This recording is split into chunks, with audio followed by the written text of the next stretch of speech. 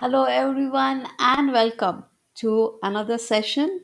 This one is on the border actinic keratosis or cheilitis. The lip represents a fascinating interface between dermatopathology and oral pathology, and as the only oral structure that is exposed to UV radiation, it poses very different and interesting challenges in disease diagnosis and management.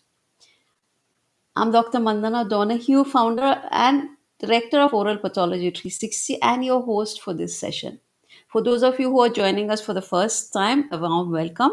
Oral Pathology 360 is an international non-profit with a mission to elevate the knowledge and skills of oral and maxillofacial diagnosticians and clinicians through accessible online education. And all you need to do to stay connected and informed and have access to all our marvelous content is to hit subscribe and turn on notifications. Now, before we go on, we have a couple of quick announcements and then we will get on with the lecture. So, the first one is to thank our new members. These are our channel members. They are Dr. Yandavi Balla, Dr. Shrikant Kutina, Dr. Shanmukha, Ravi Teja, and Dr. Rakesh Kumar. Thank you very much for joining us. It is marvelous to have you here with us in this community. So, there is a special announcement also to say that any one of you who becomes a channel member can get a certificate, a participation certificate for attending the live streams. To become a member, just hit the join button, which you see below this stream right now. And besides, of course, becoming a member, you need to actually attend the live stream and take part by typing in the chat so we know that there is participation, and then you will get a participation certificate. The link for that will be joined in the chat itself, or rather in the membership posts that will be there on the channel. And one more announcement is the open mic faculty contest is on. This time the theme is about public awareness. So bridging knowledge, oral health for all. So the target audience for this contest is public. The last date to enter is the 13th of December, and it is open to all healthcare workers, of course everyone within dentistry, but also all the healthcare workers. All that is required is that you have an interest in oral and maxillofacial diseases, and your presentation needs to be on that topic aimed at the public. There are two things that the winners will get. The first one, the winner will become a guest speaker on the channel, and the second one is that the winner becomes one of a couple of people who will stand, or rather have a competition, a face off, and then we will choose the rising star guest speaker for our International Oral Diseases Case Presentation Conference 2025. As you can see, these were our two marvelous participants who won last time, and they both presented in the conference too. So, are you ready to take this challenge? If you are, please take part. And the link for this is on the chat, and it is also basically on the website if you just go on the homepage, or you can scan this QR code. With this, now let me bring Professor Nirenberg in. Yes. Welcome, Professor Nirenberg. It is marvelous to have you here with us. Thank you so much, Mandana, for inviting me to give this talk. Those who, and it would be most of you who don't know me, I'm medically trained rather than dental trained, but I did histopathology quite a few years ago. I'm currently the head of anatomical pathology at Dorevitch Pathology. I'm also the current president of the Australasian Dermatopathology Society, and I'm a member of the executive committee of the International Society of Dermatopathology and a board member of the Australasian College of Cutaneous Oncology. I'm involved a lot in teaching, research. And so, where does that put me with oral pathology? I came into it years ago by accident when I was working with one of the few oral pathologists in Victoria, and the main oral pathologist was going away on holidays, And he said, in a few weeks' time, you're going to have to cover me. So I had a crash course then. That is wonderful. And I can actually say to everybody from my experience that Dr. Alexander has truly maintained an interest in oral pathology. He has been regularly attending our programs. He even attended the conference with us. So there is a definitely very deep interest in oral pathology, which I found very fascinating personally. So it is really nice to have him here with us. Now, and hello, of course, and welcome to everybody who's joining us. But let's jump in and listen to the lecture. Then we will come back and have a discussion. In the meanwhile, do remember to put in your thoughts, comments, questions in the chat. We will get back to that. Thank you, Mendana, for inviting me to give this talk. I am a dermatopathologist based in Melbourne, Australia. I also report oral pathology and conjunctival pathology. Some diseases involve both the skin and the oral mucosa. These include dermatoses, such as pemphigus, erythema multiforme, dermatitis herpetiformis, linear IgA disease, and epidermolysis mucosae. Some conditions span the boundary where oral mucosa and skin meet at the vermilion border. These include lichenoid inflammation, actinic cheilitis, solar keratosis, and squamous cell carcinoma. The vermilion border represents the boundary between oral mucosa and skin and offers an interesting model in view of recent advances in the cutaneous form of the disease. One condition which may span both is actinically induced dysplasia, named actinic cheilitis in oral mucosa and solar keratosis or actinic keratosis on the skin. As an aside, it is interesting to note that similar conditions have different names depending on whether they are oral or cutaneous.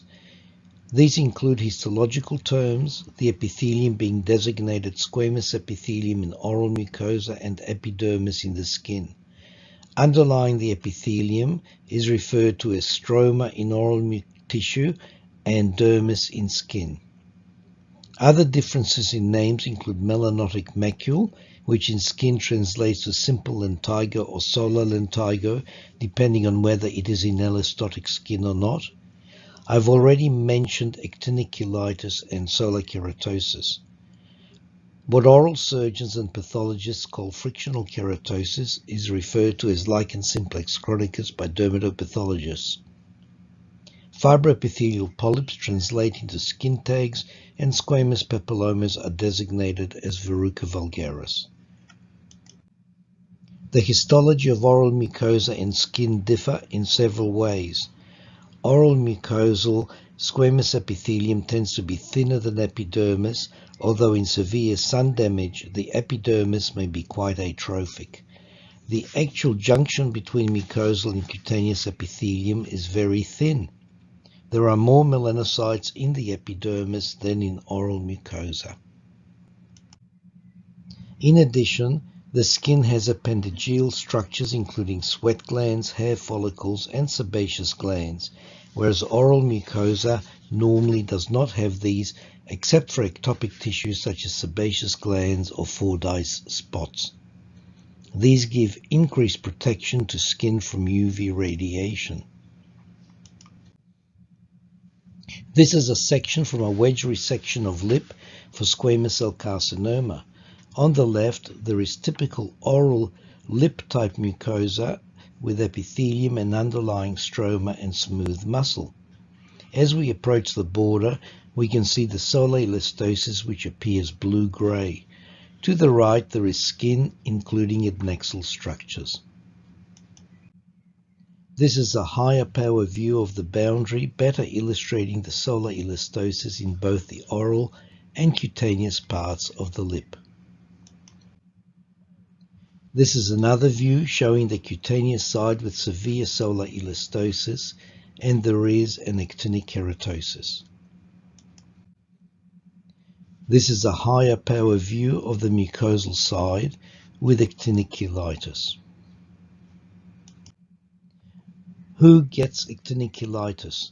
We know that actinic cheilitis and solar keratoses are dysplastic conditions related to ultraviolet damage, particularly UVB rays. In the lip, the majority, some 89%, occur on the lower lip. This is because the lower lip, unlike the upper lip, gets vertical rays of ultraviolet radiation. Only 3% of actinic cheilitis occurs on the upper lip and 8% in the commissures.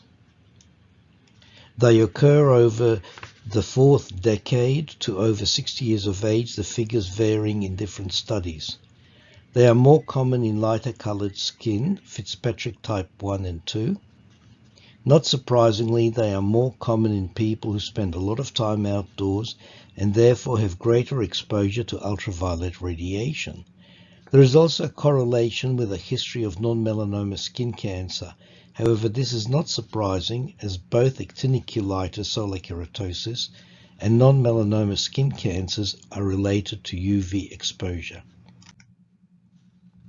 In general terms, the prevalence globally is 0.45 to 2.4% of people, rising to 4.2 to 43.2% for those who undertake significant outdoor activities. The figures varying in different studies. I've already described solar elastosis, which is seen as blue-gray change in stromal tissue. Actinic cheilitis and solar keratosis represent dysplasia of the surface epithelium or epidermis and was defined by Pindborg as a precancerous lesion of stratified squamous epithelium characterized by cellular atypia and loss of normal maturation and stratification short of carcinoma in situ. Later, Lumerman defined dysplasia as a diagnostic term used to describe the histopathological changes seen in chronic progressive and pre-malignant disorders of oral mucosa. The epithelium may be hyperplastic or atrophic. There is cytological atypia, seen as variation in nuclear size, and hyperchromasia. There is disorderly arrangement or lack of polarity. The surface may be hyperkeratotic or perikeratotic. There may also be increased mitotic activity in the involved layers of epithelium and increased Ki67 proliferative index. In this example, the atypia involves the deeper layers of the epithelium graded as mild. Although not actinic cheilitis, I have included these photomicrographs of intraoral mucosa as they nicely illustrate this. There is variation in nuclear size. There are some hyperchromatic nuclei. There is increased nuclear crowding and lack of polarity, which extends into the middle third of the epithelium, making it moderately dysplastic. There are noted changes at the molecular level, including loss of heterozygosity in regions with tumor suppressor genes, mainly in chromosomes 9 and 7. There are also mutations in the TP53 tumor suppressor gene. These changes are also seen in lip squamous cell carcinomas. We are familiar with the use of P16 in intraoral dysplasia. P16 staining of actinic keratosis is rarely done. P16 is good for showing probable causation, namely HPV. However, it is not as reliable for grading. More layers stain if there is HPV than may be evident in H&E sections. Which brings us to the grading of actinic cheilitis. The WHO uses a 3-tier classification that I alluded to in the photomicrographs, grading it as mild, moderate, or severe, depending whether it involves the lower third or extends into the middle or upper thirds of the epithelium, respectively. There is an alternative binary high and low risk classification. In oral mucosal dysplasia, parameters have been described, as in this paper, with a clear table. In all classifications, there is both architectural and cytological atypia. These are side-by-side photographs of mild dysplasia on the left, involving the deeper layers of the epithelium, and moderate dysplasia on the right, involving the deeper and middle thirds of the epithelium. Note the architectural atypia on the right side includes cutaneous epithelial budding, on which I will expand shortly. Actinic cheilitis and actinic keratoses are important because these are potentially malignant disorders. The rate of transformation to squamous cell carcinoma ranges from 0.1 to 10% depending on the study. Looking at it in another way, 26.7% of cutaneous squamous cell carcinomas are associated with solar keratoses. The rate of transformation of actinic cheilitis to squamous cell carcinoma is approximately 3%. Once transformation has occurred, the lesion is more significant. Lip mucosal squamous cell carcinomas have a higher rate of metastasis than cutaneous squamous cell carcinomas. Lip mucosal squamous cell carcinomas have metastatic potential of 3 to 20%, depending on the study, while cutaneous ones have a metastatic potential of 0.5 to 3%. Having said that, lip mucosal squamous cell carcinomas have a better prognosis than intraoral squamous cell carcinomas. Interestingly, in one study, 61.3% of mucosal squamous cell carcinomas have adjacent actinic cheilitis, which is a higher rate than seen in cutaneous squamous cell carcinomas, in which the figure is 26.7%. Squamous cell carcinomas associated with actinic cheilitis have a lower metastatic rate than those without actinic cheilitis, 10.5% versus 50%. The recurrence rate of lip mucosal squamous cell carcinomas is independent of the presence or absence of actinic cheilitis. In solar keratoses, the premise under which we have been working is that the higher the grade of dysplasia defined by the WHO system, the higher the risk of malignant transformation. Recently, there has been a paradigm shift based on research on solar keratoses. The hypothesis under which skin cancer clinicians were working under was based on the pattern of development of squamous cell carcinoma in the uterine cervix, known as a classic pathway. In this model, the degree of dysplasia increases from mild to moderate to severe and then transforms into squamous cell carcinoma. There is an alternative pathway, the differentiated pathway, which was described in vulvar carcinoma, in which squamous cell carcinoma develops directly from atypical basaloid cells. This is illustrated in this paper. The classic pathway is on top, with increasing thickness of dysplasia and subsequent development of invasion. The differentiated pathway is at the bottom, in which there is dysplasia in basal cells from which invasive carcinoma develops. Research into solar keratoses has shown that the more common pathway is a differentiated one.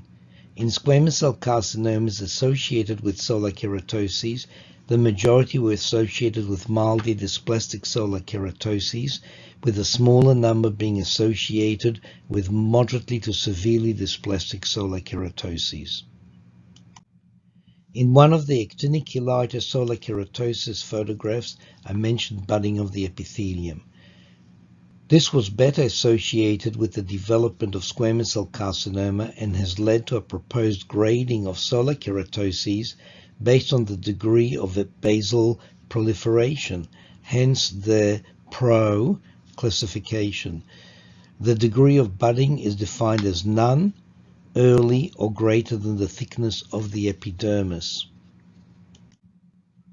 Looking at the association of squamous cell carcinoma with solar keratoses, this better correlates with increased association with increasing prograde.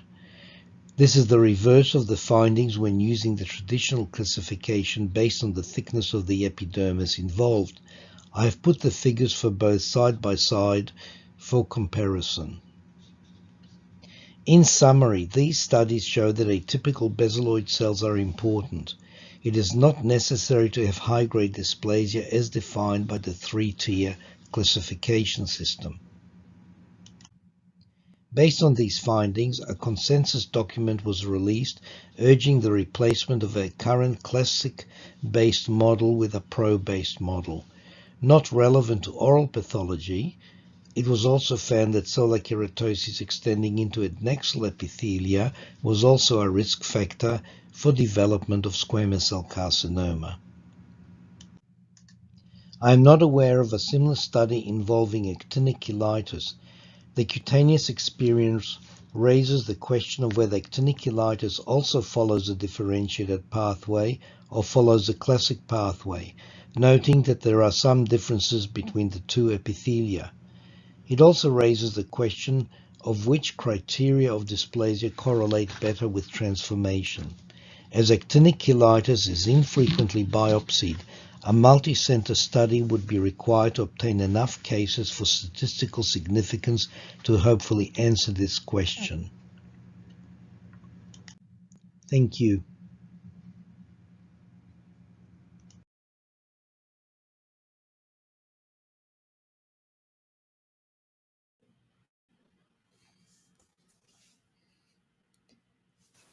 Thank you so much. That was a fantastic presentation, actually, and so much of new information, things that we don't really think about much or pay attention to as much as we should.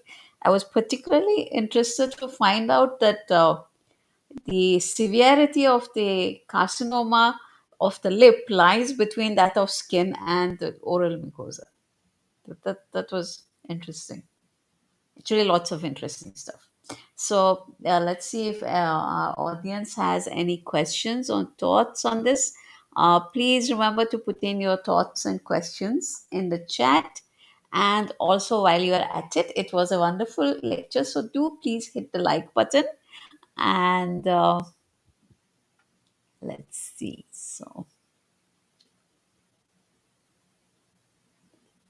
So far, no questions as yet.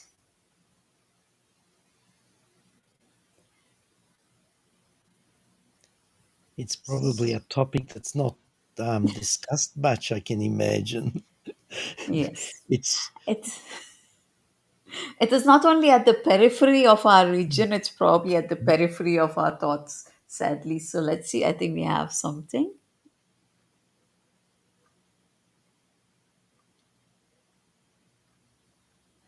Okay.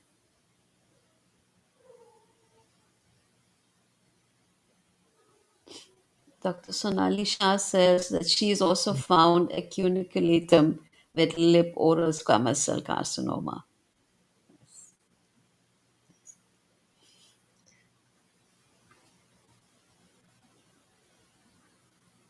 the What do one thing you that find? Sorry, please.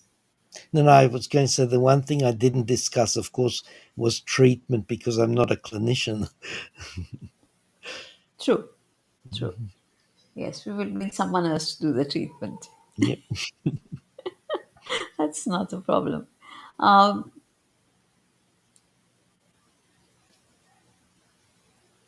we with oral squamous cell carcinoma, we always say are basically and are proven to be among the more aggressive cancers that exist.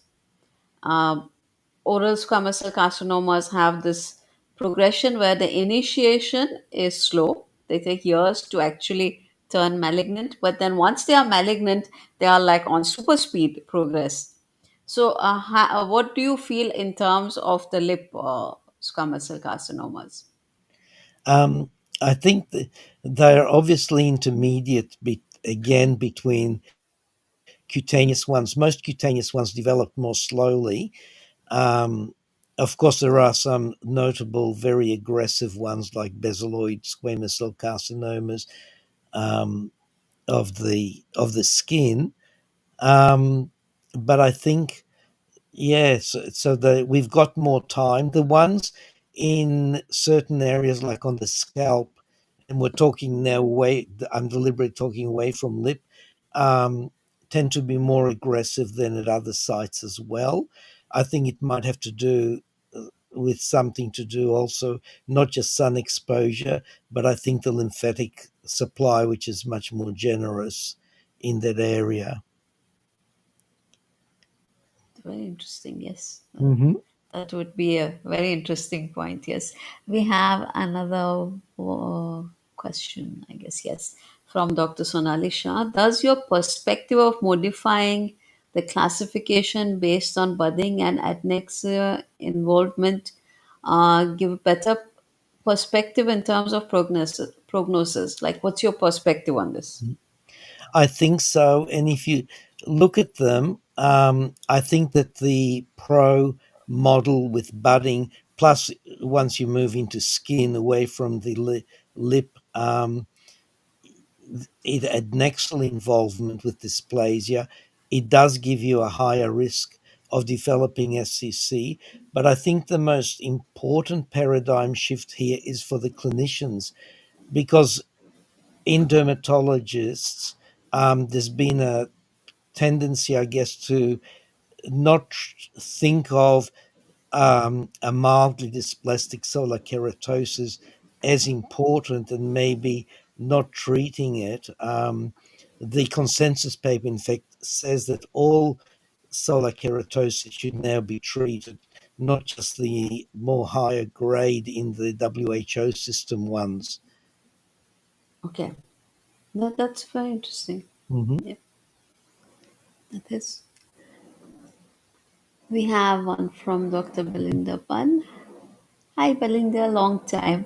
Okay, so we have one where please correct me if I am wrong, but I was once taught that by defining AK by AC does not always show features of dysplasia as compared with SK, which by definition always has at least mild dysplasia. I think in this, let's talk them separately. In the skin, by definition, a solar keratosis or actinic keratosis, and the two words are interchangeable. Um, you must have dysplasia. Otherwise, there's something else going on, like a solar lentigo or a seborrheic keratosis. I think the one thing is we call it actinic cheilitis in the oral side of the lip, but I think that there's a lot of cheilitis that's all inflammatory and not necessarily dysplastic. And I don't think we're really talking about that in this situation. So you can get lichenoid cheilitis and other forms that are reactive and inflammatory. I mean, chronic Yes. inflammation, of course, can lead to changes of dysplasia eventually, but we're talking about direct UV damage here, which does cause dysplasia. Right. Interesting. Good question, good answer. Mhm. Any more? Okay. While everyone is still typing, I have to remind everyone there is a poll to decide the timing of the live stream going forward in 2025. We have given options of three times. It's on our website in a form. And there is also the option of we have set it up so you can actually check what that time is in your zone and then choose the time. This is essentially, we do this every year at around this time so that we give people from around the world, because we have a global audience. So you get a say in what time the live stream is going forward. So for the next 1 year, that is what it will be. But you need to vote, and the link for that voting is pinned to the top of the chat. That's the link which is on top. So this was just a reminder that please go and vote. Voting will close in another 3 days. So that was just a reminder, putting it in there. So we have, okay, we have Dr. Krishna who says, is there any role of use of tinted lipstick or I guess sunscreen? maybe. Yes, that's right. Um, Certainly there is, and it does offer a layer of protection, just like putting sunscreen on your face, on the skin part of your face, helps a lot. The face is a little better protected, as I said, because you've got sweat gland secretions and sebaceous secretions. You've got hairs which deflect at least a small portion of the rays, whereas the lips are, I suppose, fending for themselves. So yes, if you use sunscreen, it's been proven to reduce skin cancer. Certainly, there's in Australia in particular. There's been over the years big campaigns not to go out in the sun, for example, in the hottest part of the day, in the early afternoon, but go out if you're going to go to the beach or something in the mornings, the afternoons. Wear a hat. It was a slip slap slosh or campaign or something similar to that. um, and of course sunscreens, and in this case would be lipsticks, to apply them frequently, because Australia of course has a very large caseload of SCCs. Yes, I guess we all remember some years back was when I think maybe was it the time when they discovered that there is a big hole in the ozone layer over Australia that coincided with the discovery and reporting of all the skin cancers. In fact, I was just thinking that I should ask you how effective has that campaign been? um, it's been fairly effective, but in the more recent generation, I think it's waned a little bit. But of course, for school children in particular, because a lot of the sun damage occurs in children, it starts young, and when they go to the playground, they've got to have a hat on, and they use sunshades above playgrounds in summer. So we keep going, but it's got to be reinforced because each generation kind of tends to forget about it. I can imagine that, yes, that would be typical, yes. Yep, If we didn't forget, we would not be human. So it's normal exactly. for us to forget. That is how history Exactly. repeats itself, right? Yep. We have another one from Dr. Belindobat. Okay, skin grafted intraorally from cutaneous sites for reconstructive purposes often shows features of solar elastosis. Does this increase the risk of development of dysplasia or oral SCC? Very interesting question. That is an interesting question.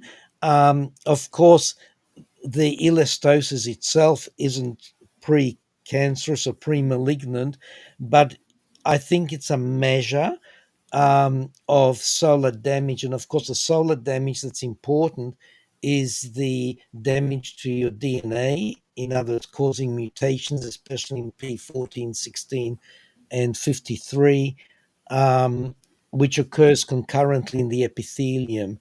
So I think that epithelium is more prone to developing carcinoma, yes.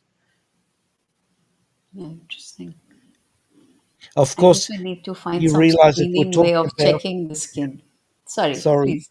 no, no, sorry, man. Then I was just going to say, of course, you're talking about a different mechanism of skin squamous cell carcinoma due to actinic damage, which has got a particular mutation, little signature, versus SCCs developing inside the mouth, where there's no UV damage, but you've got other causes such as smoking, and you will have a different genetic signature in those. I guess the catch will be finally at what point the accumulation of mutations crosses the barrier. Um, I don't think we know. I think Yes, you're kind of primed, and yes, then I guess you get more mutations, and of course, mutations tend to be random, but you reach a yes. certain load and a certain type of mutation that may affect further. genes that are important. And of course, we're talking mainly about tumor suppressor genes, Yes, um, and damage to those. exactly. Very interesting. But we have Dr. Daniel with us from the opposite end of the world from you. He is in South America. Hi, Daniel. Nice to have you here. So, what he has put is, dear Dr. Nirenberg, what do you think of the removal of actinic colitis from the WHO head and neck blue book with the argument that it is in the dermatology tumors where it is barely mentioned? My personal view is I think it's a little unfortunate because I think it does form part of oral medicine and oral pathology. Of course, it's kind of a unique situation that people with a rough spot, and this is often how they pick it up on the lip, because they can see it and they don't think of it um, as a oral dental kind of a problem, they will go to their GPs with it. I really think it should be in both places, and I think it should be um, not just barely mentioned. I think it should be properly mentioned because it is a significant problem and a common one too. True. And definitely, it is one that at least we can and definitely should catch early. Of course, There is really no excuse for not catching a lips squamous carcinoma early enough. So, okay, we're I unique think on that point. We are unique in Australia in that we have got specialists and the GPs, general practitioners, specialist clinics which do screening for skin cancer over the whole body, and they do look at the exposed part of the lip as well. They won't look inside the mouth, of course. that's good. That's nice. That's like how we do screening for oral squamous cell carcinomas in India. Yes, although not that generalized, I must say. Okay, Dr. Daniel says in the Dermatology Tumors Blue Book on the actinic keratosis, mentioning only it may show up at the lip vermilion, mainly lower one. Um, yes, it does. I mean, obviously, it's got to be sun exposed part of the lip. The lower one, why it's so uncommon in the upper one, of course, is pure physics or mechanics. In that, when we're walking around in the sun, obviously, the rays are coming directly down and on the lower lip, and of course, they've got to be at an angle, or they've got to be reflected off the ground to hit the upper lip, which is less effective. And that's the other thing. It has been found that UV radiation isn't just what directly is hitting you from above. It does tend to reflect off structures such as bitumen, or you walk by a fence or something like that. So there is that component as well.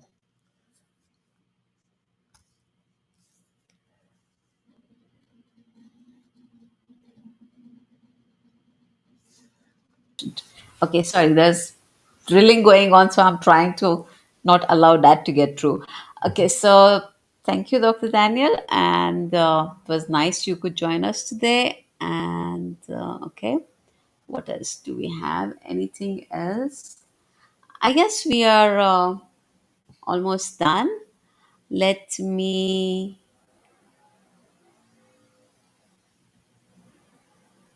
share the next program with you all. In the meanwhile, put in anything that is left behind in the chat. We will get back to it in a minute. So we have a very important announcement. We are starting a new channel which is called Oral Health 360. I know, predictable, but okay. So it is really aimed at public awareness and public education. We are trying to empower the public so they can understand the diseases, understand what is the correct treatment, and also know what they should expect from their treatment. So this channel is going to be starting on the 21st of December at 16:30 IST. That is when it will go live. You can already, of course, go there and subscribe because there's a live program that's listed on it, and that is the faculty open mic contest, which is also happening there. So I do hope you will join us there at that time. And at the same time, we will be starting with, we will sort of publicly list the first set of videos that will be there for the public. And the format is going to be the same. Different experts from around the world will be giving us short videos of less than 5 minutes to put on the channel. If you have a topic you would like to share, please get in touch with me. I'll tell you how to prepare the video and we will put it there.